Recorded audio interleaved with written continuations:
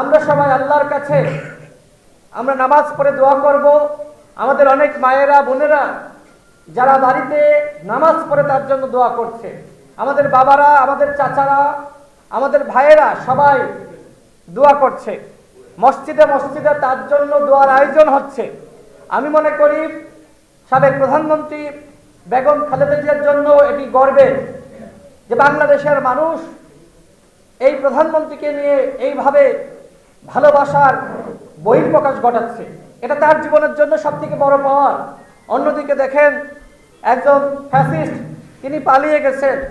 আজকে মানুষ মসজিদে মসজিদে সেই ফ্যাসিস্টের বিরুদ্ধে ঘৃণা প্রকাশ করছে এবং আল্লাহর কাছে সবাই শুকরিয়া জানাচ্ছে যে আল্লাহ, তুমি আমাদেরকে জালিমের হাত থেকে রক্ষা করেছ।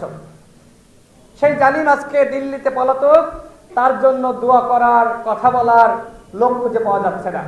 হ্যাঁ, কেউ কেউ হয়তো পালিয়ে পালিয়ে তার জন্য মাস্ক পরে মিছিল করছে, আর এদেশের জনগণ প্রকাশ্যে মসজিদে মসজিদে সাবেক প্রধানমন্ত্রী বেগম খালেদা জিয়ার জন্য দোয়া করছে।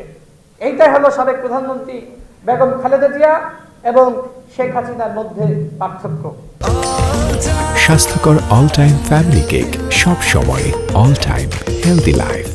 তিনি অসুস্থ, আমি বিশ্বাস রাখি তিনি ফিরে আসবেন, তিনি ফিরবেন এবং আগামী নির্বাচনে তিনি জাতির অভিভাবক হিসেবে দায়িত্ব পালন করবেন এবং তার পুত্র সন্তান বিএনপির ভারপ্রাপ্ত চেয়ারম্যান জনাব তারেক রহমান, তিনি তার বাবার যে স্বপ্ন ছিল তিনি সেই স্বপ্ন পূরণে দ্রুত সময়ের মধ্যে দেশে ফিরবেন এবং সেই ফেরা অবশ্যই নির্বাচনের আগেই হবে, এইটাও আমরা বিশ্বাস করি।